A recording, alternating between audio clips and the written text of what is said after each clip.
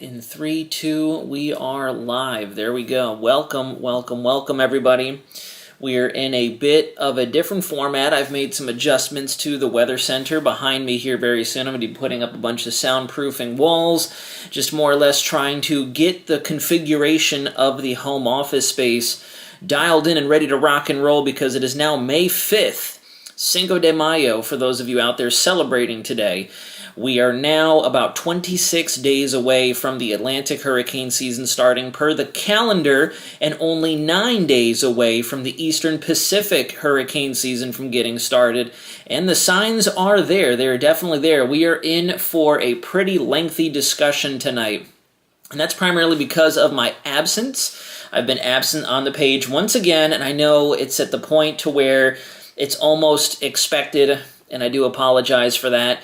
I did not think we were going to be as busy as I have been since the National Hurricane Conference, a few other events, and there are going to be more that I'm hopefully going to through the month of May, and then as we transition into the first piece of the hurricane season into June. So good evening, everybody. We're back. It is Monday night, May 5th, 2025. 8 o'clock. We haven't done a tropics talk at 8 o'clock in a long time, and I think it's fitting that as we rock into the final stretch before the official start date of the hurricane season, we do this. But first, for my folks who are tuning in right now, if you could politely nudge that like button. Let's start getting this algorithm back on our side.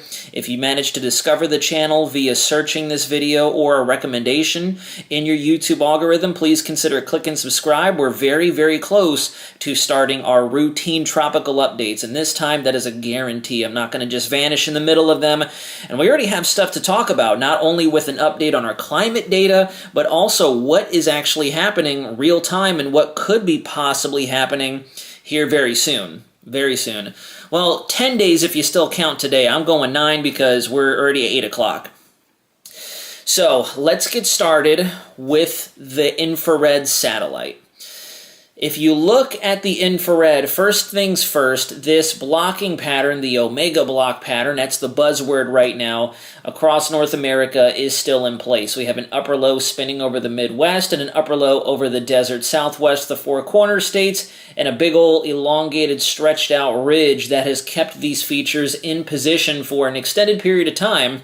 It's also providing us with some pretty good diffluent flow right over the Central Florida and South Florida Peninsula, with an increase in our moisture, finally helping to break down a very dominant subtropical ridge that had dried us out and put us into extreme drought conditions, unfortunately. And they're still present. They're not going to go away too quickly, but hopefully this weekend, as we get a bit of a low pressure to form up off our west coast, and almost what looks to be a moisture deluge coming up out of the southwest, that'll help to further invigorate our soil moisture and also reduce the brush fire risk and the drought conditions that have been in place for several weeks now, unfortunately.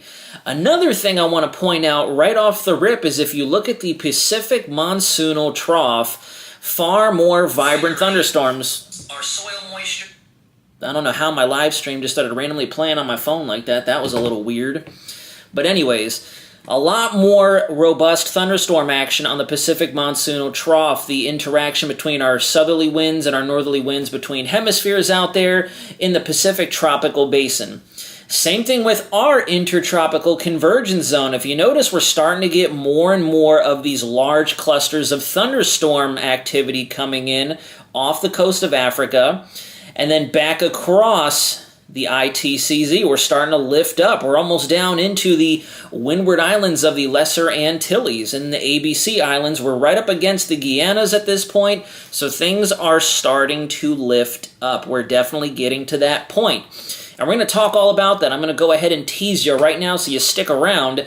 It's this area that I'm going to be watching. This is an area that I'm going to consistently watch through the hurricane season, not only for the second half of May, but especially as we go through June and then eventually back into October and November. If anything last year taught us, it's that these close-to-home systems can sneak up on us when the ingredients or the parameters are all correct. Here's a quick glance at what's happening here in the state of Florida. We've had some pretty good severe weather action out there. Osceola County, Orange County, Brevard, further down towards the south. I know Palm Beach, West Palm, the Boca Raton area, and then down into South Florida, Fort Lauderdale, Miami. They saw some really big hail today and very strong winds. I haven't looked online to see if whether or not we've seen any power outages or not, but definitely some very significant thunderstorms today that didn't pan out yesterday. I woke up yesterday morning and we had that swath of rainfall cutting across the peninsula. I knew immediately this severe weather is not going to happen. It's not going to happen. I still went into the studio early just to be safe because you never know with the sea breeze, but it didn't happen. Today was our day, definitely. And I want to say that there are still active severe thunderstorm warnings out there right now. Well, not anymore, actually. It looks like the last one has been discontinued to have a special weather statement out there, and then a marine advisory from Palm Bay down to Port St. Lucie. So still some good stuff. Much needed rain. Unfortunately, our more extreme drought-stricken areas are further towards the north. A lot of the rain loaded up in South Florida, but we'll take what we can get. We'll definitely take what we can get. This is good news. This is a sign that we could hopefully start to moisten up our pattern. And I know at News 6 we have our rain chances continuing through the week. Not everybody is going to see it. I want to caveat that. Not everyone is going to see it because apparently that's a big thing nowadays. If we say 40, 50, 30, whatever, people think that that's the chance that there's going to be rain for you. No, that means that 30, 40% of our entire area could see some rainfall. So not the greatest chances that you're going to get rain if you're a Central Floridian, but regardless, it's a lot better than what we were doing for much of the month of April. In fact, we are already, I believe, 3 times above what we observed for the month of April in just such a short period of time.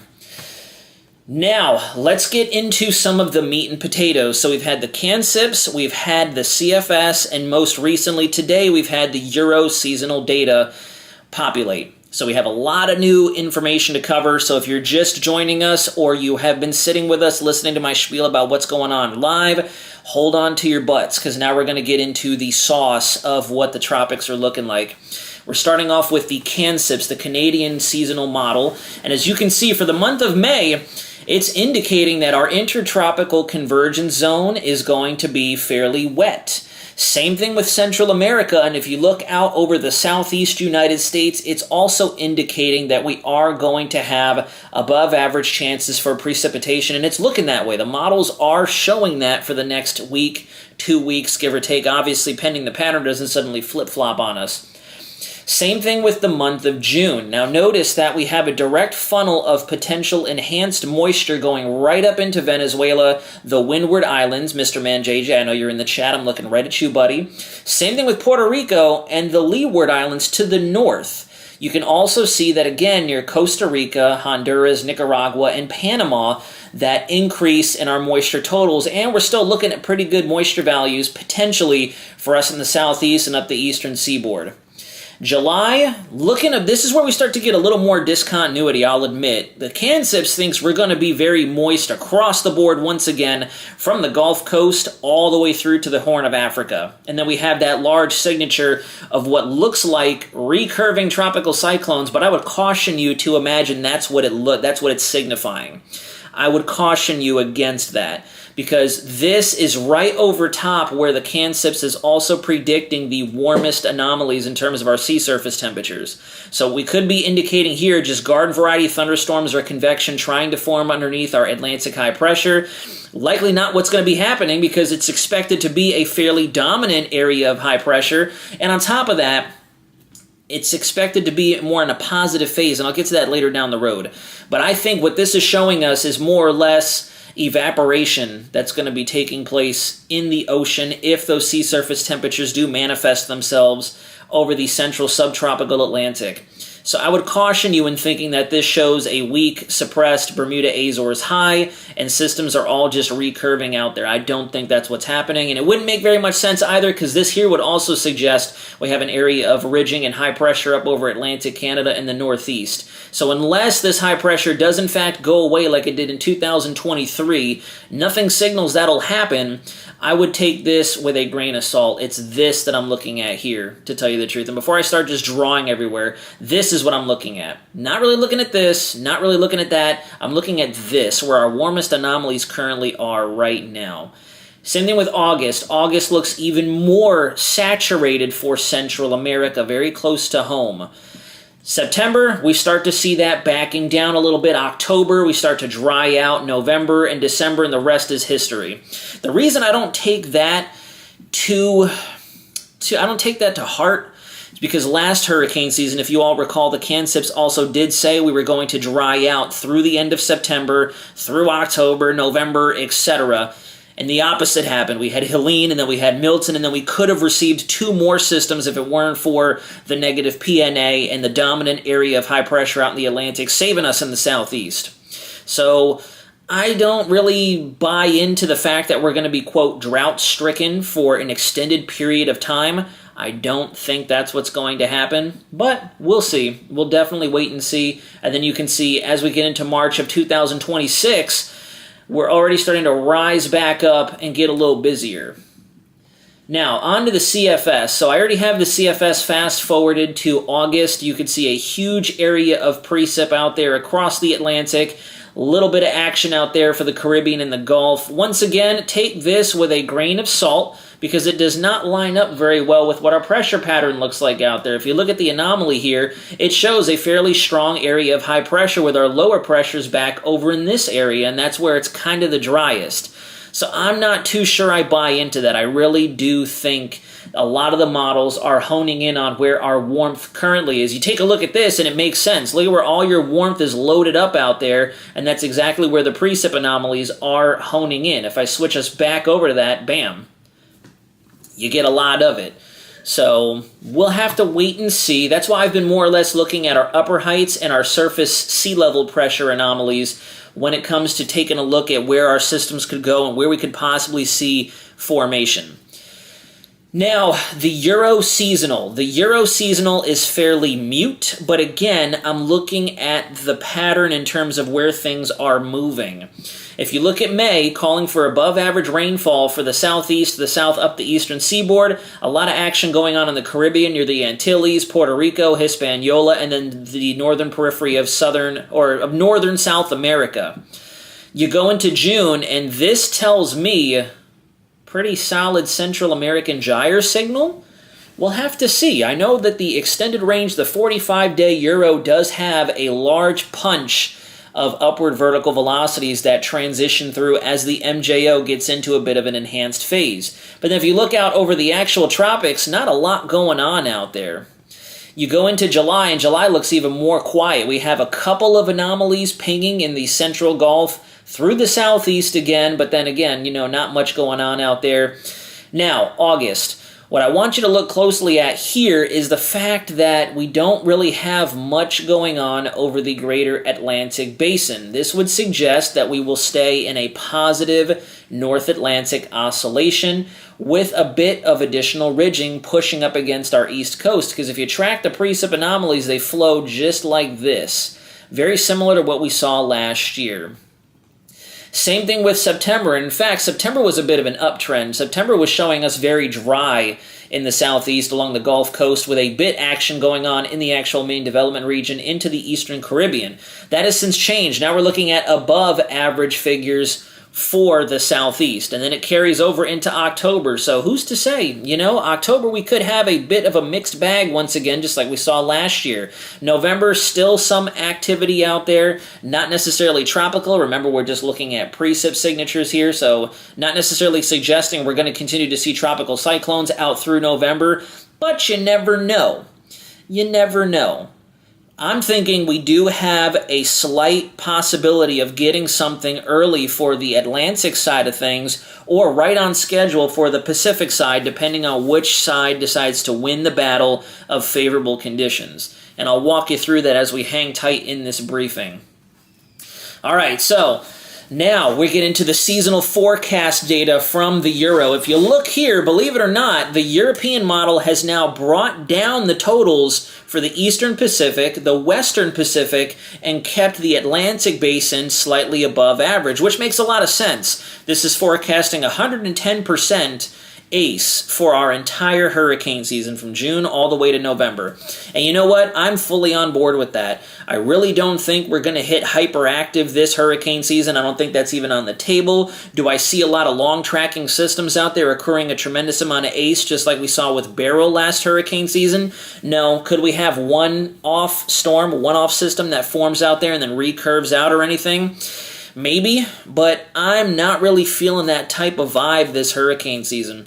Could it happen given more favorable lapse rates and upward velocities, especially with our intra-seasonal forcing like the MJO, in between any kind of anticyclonic wave breaking, in between dust outbreaks from the Saharan air layer? Yeah, definitely. We can get some stuff out there. I mean, even in 2023 with the strong Nino and the hot waters in the Atlantic, I could definitely see a couple of systems trying to get their act together, for sure. So I think above average is right where we need to be in terms of what we're expecting for this hurricane season, and I'm not going to deviate very much from what the European model is showing, as well as what other variables have popped out. You can see here for our hurricane forecast, it's still sitting right in the ballpark of about 7 hurricanes with a standard deviation about 2.7. So it could be slightly less than that, could be a little more than that. I think 7 is a pretty optimal number in my opinion. And then for total named storms, it's actually backpedaled a little bit. We've dropped 1 named system, supposedly. At least that's how some people treat this. I still think between 14 and 16 is a really good range. CSU has us a little higher than that. I'm very curious to see what NOAA shows as we get through the rest of this month, towards the back end of this month, to see what they're thinking. But I could definitely wholeheartedly agree with this being a 14 to maybe 17 named storm hurricane season, pending what National Hurricane Center does. If they decide to go in and investigate systems and they want to start naming systems despite being sloppy, I think we missed 2 or 3 of them last hurricane season, but that's neither here nor there. We already had 18 named storms, and a lot of them were very impactful, so I digress at that point. So I would say one of the key takeaways here, especially with that standard deviation of 4.4, it could be as low as 10 named storms or as high as 18 named storms. So that's why I'm going to stay right in the range of 14, right in the range of 14 to 16, maybe even 17 named storms, depending what happens early on in the month of May and into June. And then we finally have our seasonal forecast. This has not changed very much, and in fact, it shows reduced expected values for just about everywhere minus closer to us. Minus closer to us. And it looks like the Gulf could have a usual expected value with an ebbing and flowing going on across the MDR with, some pockets out there indicating reduced expected, but I would, again, take that with a grain of salt. I would definitely take that with a grain of salt. Once again, just because of the pattern that we have in play, I can definitely see some subtropical slop going on out there. Some tropical waves, just very similar to what we saw with Brett and Cindy in 2023. We could also see some long tracker systems. Not the most intense. They might be slow to get going. Brett was a very good example of that in 2023, where it started as a wave, turned into an invest, a disturbance, and then took its sweet time turning into a high-end tropical storm before it went into the Caribbean, encountered the El Nino shear, and dissipated. And I also want to point out that the only time we have not had a system try to get going, if not fully realized, in the month of May was last year. In 2023, and I'm pretty sure 22, 21, 20, and so on and so forth, we did in fact have systems that formed mid-late May, if not right on that threshold. I know in 2023, when I really started to pay attention again, first full year in Florida, we did have Arlene that formed right on June 1st. So it's not outlandish. It's not outlandish at all. I don't know why some people out there are looking at some of the model signals and saying, never going to happen. I don't know. I think there's a psychological factor in this hurricane season that could come back to bite us in the rear end. Here's our latest ENSO probabilities, both from NOAA, CPC, as well as the models. There was a bit of an uptick in the El Nino category here, but again, the highest threshold we reach is about 27-28% chance that through September, October, and November, we might see an El Nino buildup. Definitely not worth putting a ton of stock in. I do think we are going to stay neutral. Whether we vary between neutral, warm neutral, or cool neutral remains to be seen. There's going to be a lot of ebbing and flowing out there with MJO propagating easterly and westerly wind bursts, just the trade winds, exactly what takes shape out there. And it's been highly, what's the word I'm looking for? Highly volatile for a while now. highly volatile for a while now, so who's to say? You can see that NOAA is expecting for sure the neutral conditions to hold, with La Nina being a runner-up and El Nino only given about an 18% chance of actually forming up.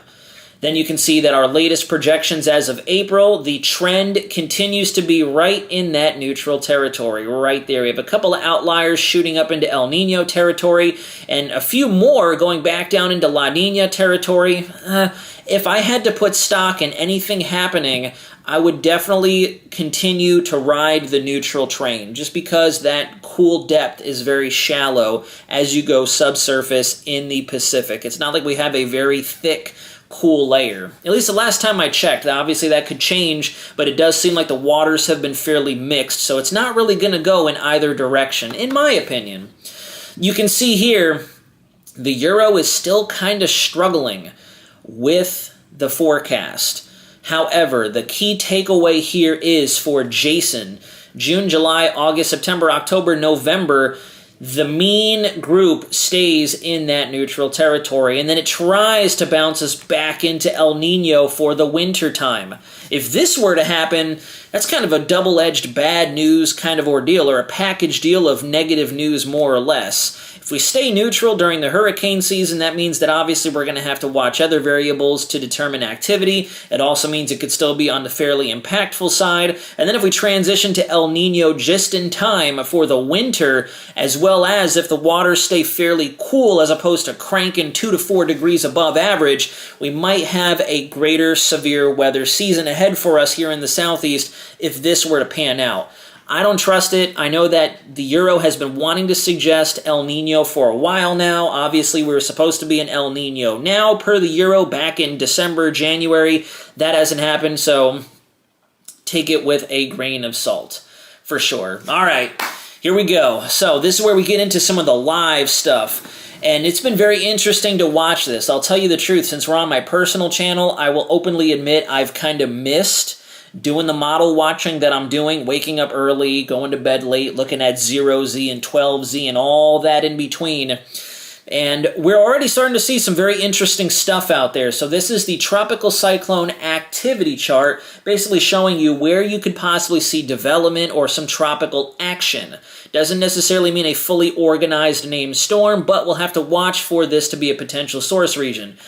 Today is the 5th of May. This is a forecast 72 hours from now. If I fast forward to May 13th, notice what starts to happen in the East Pac, right on schedule, and then down here in the Southern Caribbean.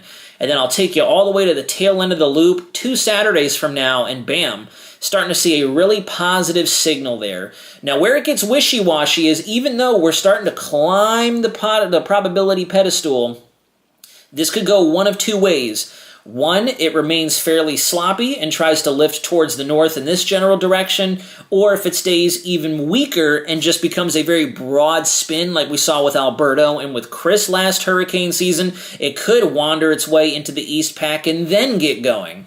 So again, this is a very, very large fork in the road here. I'm not going to put my eggs all in one basket on either side. It is very interesting, and I think Super Charas earlier in the chat before I'd even started streaming mentioned that it's neat to see that the models were favoring Caribbean, then they all focused in on the East Pac, and now they're back in the Caribbean as we've gotten a little closer in time.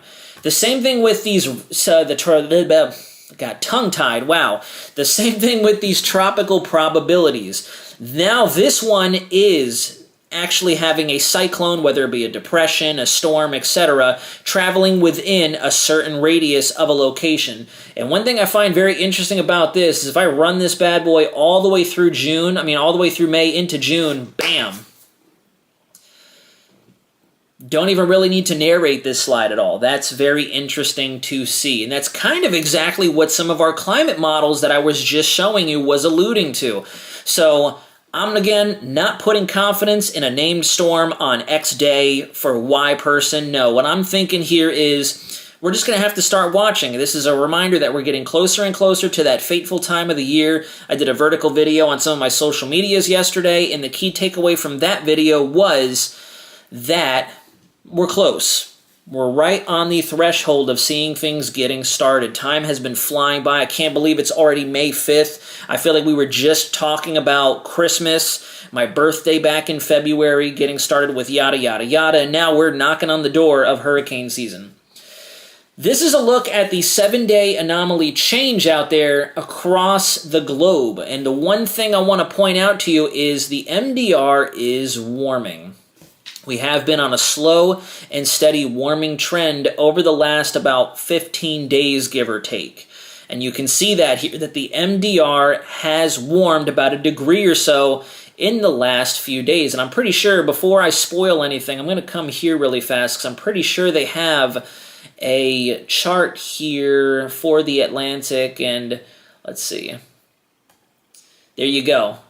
You can see here for the Atlantic Main Development Region, we are warming up since the beginning of April all the way through the mid portions of April. We tapered off just a little bit, and then you look as we hit May, and bam, we're going up. And this is for the Atlantic Main Development Region. So we're on our way. All the folks talking about the cooler anomalies out there in the Atlantic, it might still remain at about average.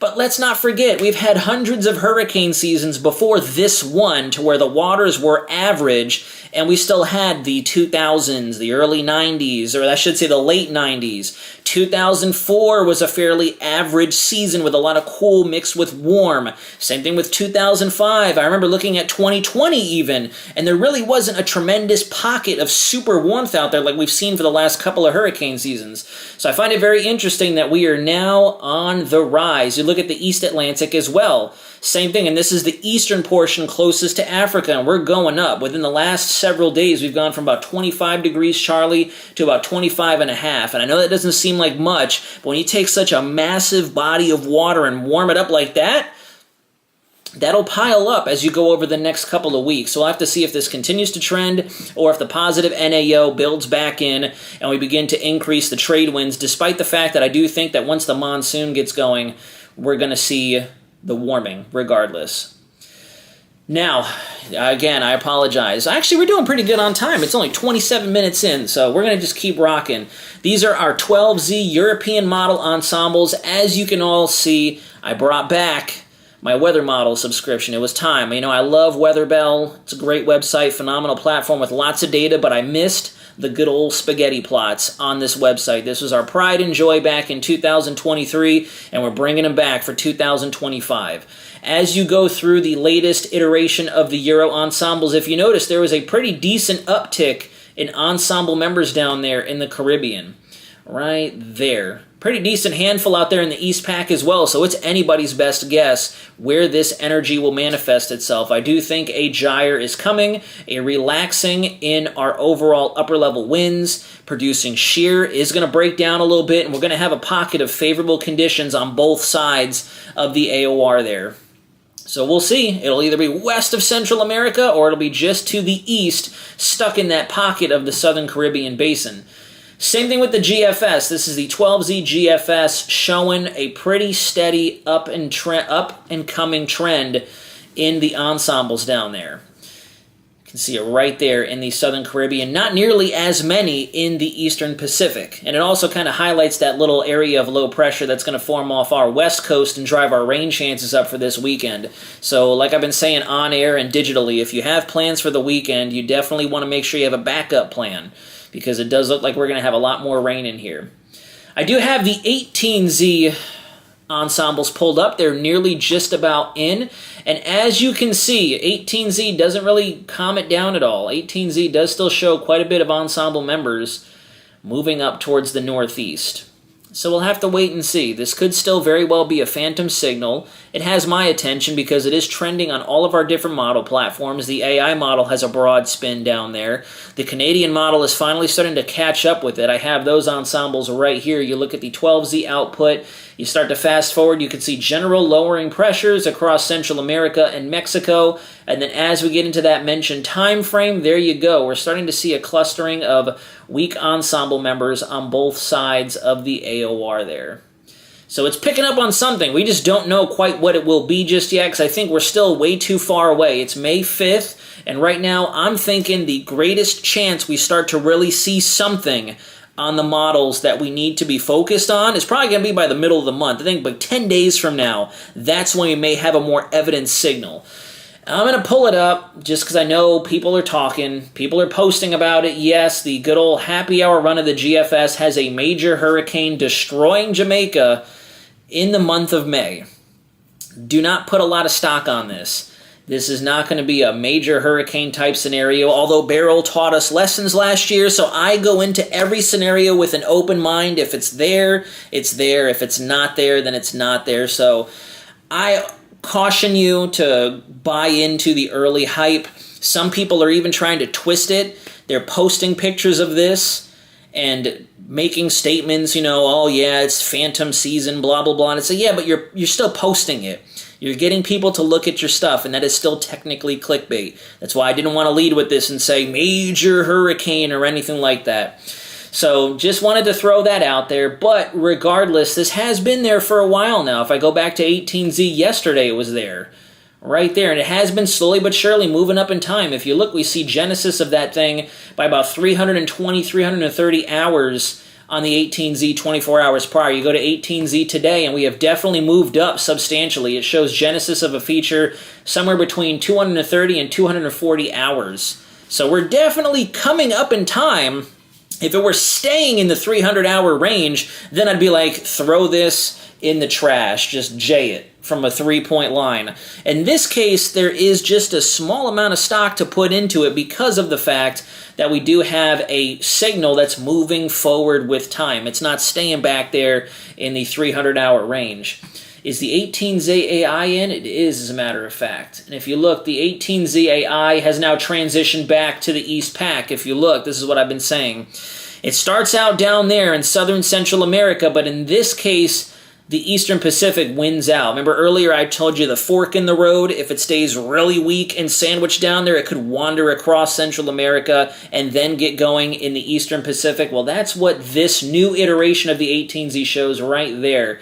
You see that pocket of spin right there, very broad and disorganized, but it does continue to move off towards the west in our easterly winds down there and moves into the Eastern Pacific.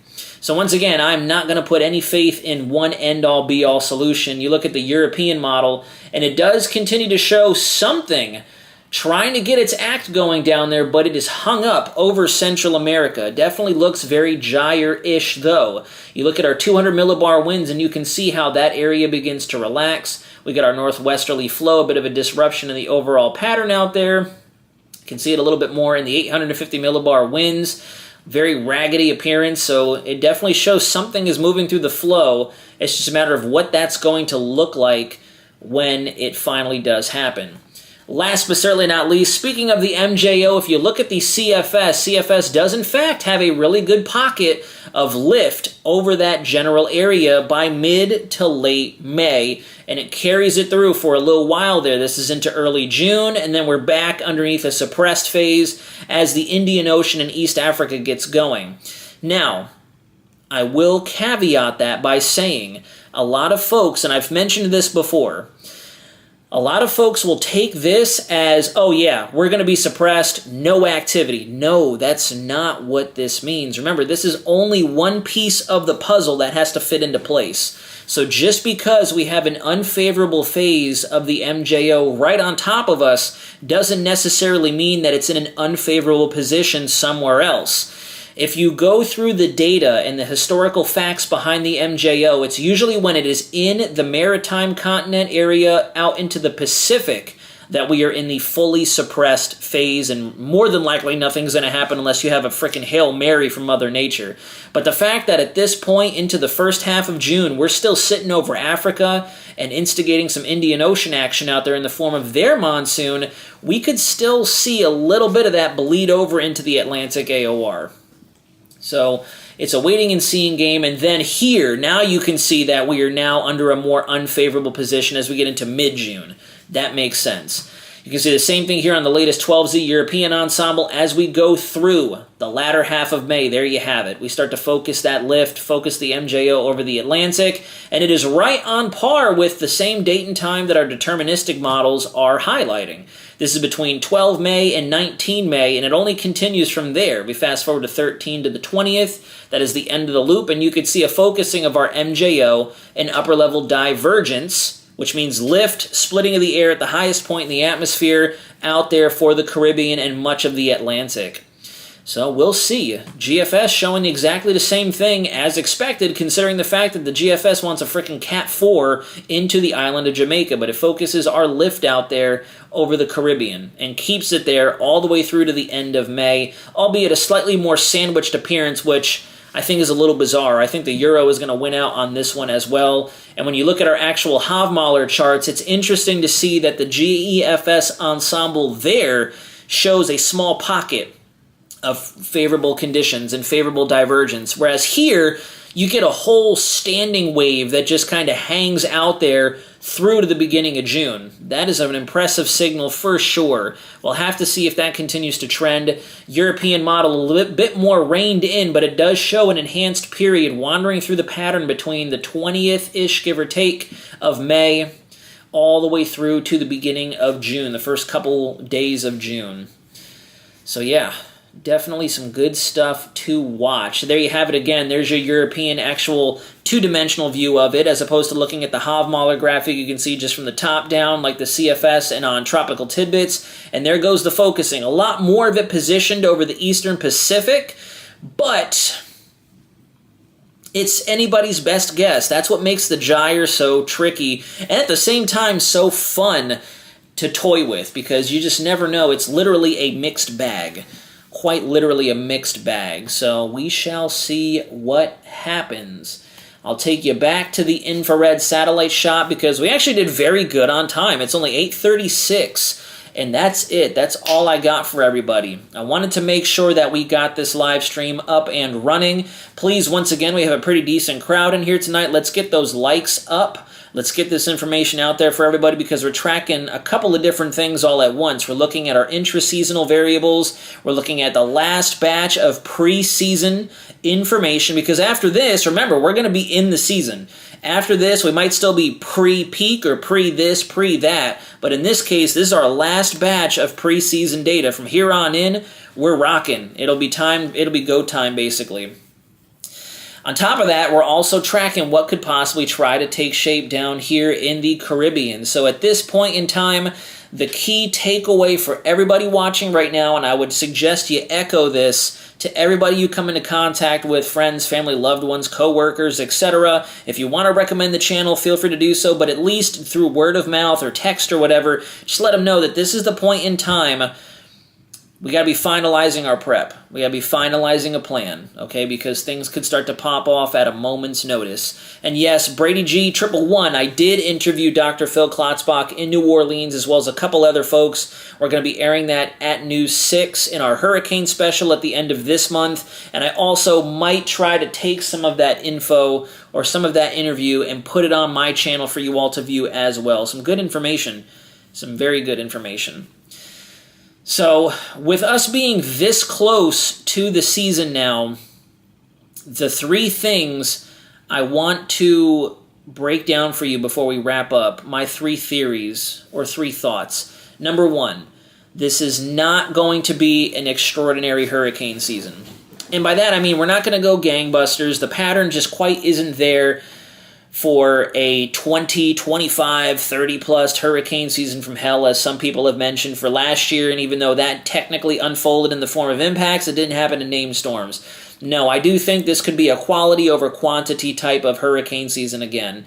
Quality meaning that if we do get storms, especially ones that form up inside the Caribbean, near the Bahamas, or near the East Coast, let alone the Gulf, they could be destructive systems. And remember, another thing, number two, been talking to a friend of mine at the National Hurricane Center now, as well as a few other folks, trying to mesh the messaging together. We got to get away from looking specifically at the category. We got to get away from that. No more, oh, it's only a Cat 1, oh, it's only a Cat 3, yada, yada, yada. No, we got to focus on what it is that this system could possibly do to your area. A tropical depression, a PTC, a tropical storm can still drop 6, 8, 10 inches of rain and flood you out. I sat in on a NOAA webinar not too long ago, and it turns out the number one killer in these tropical events is actually freshwater flooding. It's not storm surge. It's not going to be the ocean. It's not going to be the salt water. It's not going to be the wind. It's not going to be the tornadoes. The number one killer, believe it or not, is freshwater flooding for folks who are in inland areas. So you have to be ready for that. You have to be vigilant for that. Then after that, it comes out as post-storm hazards, after the fact issues that could cause fatalities. And then obviously you have the storm surge and the rain, and then you finally go down to the wind and the tornadoes and so on and so forth. And then finally, last but not least, one thing that I briefed the Osceola County event that I was at on Saturday, big takeaway is if we do continue to see the MDR down at about average, if not slightly below average in temperature, then that leaves only 2 different areas for these systems to try to develop. It's not like we're not going to have any systems. It's not like we're not going to have any hurricanes or any tropical storms. There's only 2 different spots, and that's going to be up here and down here. And obviously, if we're up here, that's cool. I really don't see anything just plowing straight through Bermuda into the eastern United States, but especially if we're down here in the Caribbean, and I've briefed you all this before, if you form in the Caribbean or in the Gulf, you're not escaping it. Somebody's going to get the storm. And that's what we need to be vigilant and watch. That's the third key takeaway you need to keep in your back pocket is as we go through the hurricane season, whether it be June, July, August, September, October, November, etc., if a system starts to get its act together inside a landlocked area like the Caribbean or the Gulf, you are only going to have 2 to 3 days max to prepare. And then on top of that, factor in the rapid intensification phase that these systems typically will go through. Again, NOAA presented some data suggesting that most tropical cyclones are only depressions or tropical storms up until 2 to 3 days before landfall. Then they are cranking. In fact, I think some of them, if not most of them, were even more than that. I believe at certain instances they were only hours away from landfall to where they started rocking through the rapid intensification phase, and from one thing led entirely to a totally different scenario that could possibly play out for the landfall site. NASPR has been pounded with heavy rain almost every day since mid-April. We accumulate 20 inches of rain. We did not expect drought season in April this year. Wow. Wow. Did not experience a drought season in April this year. So that goes to show that there is still, that's probably a sea breeze that's going on out there for you guys. And in fact, if you look out there, we have a lot of thunderstorms that are parked over Cuba and Hispaniola. Can't really see too much on Puerto Rico there. It looks like there might have been something. There's a bit of cirrus at the end of the beginning of the loop there that peters off. And we've also had a lot of fronts stuck down there, wedged up against the Greater Antilles that are probably helping to fuel your thunderstorm threat as well. So yeah, I definitely do think this hurricane season is going to sneak up on a lot of people. I don't think it's going to be cataclysmic or anything wild to worry about. We're probably not going to see as many destructive impacts as last year, at least, Lord, I hope not. But the impacts will likely be there, and I think a lot of what goes on this hurricane season in terms of the way we communicate the messaging has a lot to do psychologically, because everybody was geared up for the worst of the worst last year, and there were a lot of things that went wrong, so now people are very cautious and putting a lot of stock in this area, this will form, that'll form, this number, that. I really do think that a lot of it has to do with the psychology behind last year. A lot of people still think it was a false alarm with some of the preseason predictions, even though they weren't, but you know, we're all human. We all get a little insecure when things don't go our way, and that's a positive. Windward's in the clear this season because of the cooler anomalies? No, I would not say you guys are in the clear. I definitely would not say that. Definitely would not say in the clear. You got to watch. I really do think that we could have, again, some late bloomers out there in the form of a tropical storm, if not a low-end hurricane trying to spin through that area, or at least at the minimum, waves or disturbances that get themselves stuck in the Caribbean and then they start churning. So I would say at the very minimum, be prepared for lots of rain. Lots of rain as we go through the hurricane season. Hotspots have not changed. I really do think our hotspots for this hurricane season are going to be down here and right up in through here. I really do think so. Early season, anybody's best guess. Late season, anybody's best guess. But I would definitely say our hot spots are going to be right up in through there once again. I really do think so. We shall see. That's the big thing. Because we're close now. We're right at the end of the waiting game. And we're going to be playing the game here very soon. So yeah, that's all she wrote, folks. We're going to go ahead and wrap up. I got to start getting ready and get a bit of a flow on this channel for the routine tropical updates. I may even start them sooner than that if this continues to trend. I may already start popping off with tropical updates, which while you all are still here, I hate to say this, but based on my schedule, I think what's going to work best for me is if throughout the weekday period, I pop out regular videos, not live streams. This way I can get home from News 6, sit down on my computer, set up, record, upload, and then bam. And then live streams are going to be reserved for 1 or 2 days out of the week, if not during special situations like we're getting hit by something or we're tracking something, we got new information. I think that's how I'm going to do it. I know we all love the live streams. I love the live streams, talking with everybody, but for my own workflow and to bring you guys the content that I've been promising for a while now, I think that is what's going to work best with my day-to-day. And no, I don't think Texas or Louisiana are going to get a lot of hurricanes. You could definitely see an impact. Texas and Louisiana are not off the table. Everybody on the Gulf Coast needs to be prepared this hurricane season, 150%. People in the Southeast through the Carolinas, Virginia need to be prepared this hurricane season. We could possibly see something sneak up the Northeast coastline as well. So we're in a waiting game, but again, we're only waiting for so much longer before things get moving, and they could possibly get moving sooner than later. I mean, you look at the data, and I know that I'm going to pull it up just for shoots and giggles. Let me go ahead and, I don't know why cyclonic weather stopped working there, but I'll pull it up just for shoots and giggles. You see the GFS with its major hurricane solution down there. For now, it's laughable. But at the same time, even though we're in the chaos theory realm of the GFS or La La Land, that goes to show that in some weird configuration of the mathematics that go into this model, there is still a conducive enough environment to produce a strong hurricane. So just keep that in the back of your mind. Chris Mazzell, thank you extremely for the $10 donation. I definitely really appreciate you. Definitely appreciate it. That's a great way to conclude the live stream. Thanks for sticking around, everybody. Please, once again, go ahead and hit that like button. Consider clicking subscribe if you found this information important, at least beneficial for you. And we'll talk to you again very soon. No, we're not going to be in a La Nina, at least I don't think. I think we're going to stay right in that neutral phase. Right in that neutral phase for this hurricane season, which definitely creates a mixed bag type of scenario. 2004 and 2005 were neutral seasons, and we all know what happened then. Last year, you could argue that we were in a neutral phase until about the Milton time frame when we fully transitioned to La Nina. So it goes to show there really isn't a big difference between last year and this year. The main difference comes in what's happened in the eastern tropical Atlantic. Otherwise, everything else more or less has remained the same, give or take some very finite details. But we'll talk about that all again very soon. Keep on the lookout for notifications. Make sure your notifications are turned on for this channel because we are this close to being back full-time regardless of what I have going on. Regardless of if I'm tired or if I'm busy, we're going to get to the point in the year where we are back full-time and I am ball and chain to this desk or wherever it is I can provide coverage and content for y'all because we're about to hit the Super Bowl, folks. Hurricane season is considered the meteorological Super Bowl. Everybody seems to agree in the weather community. So thank you all for watching.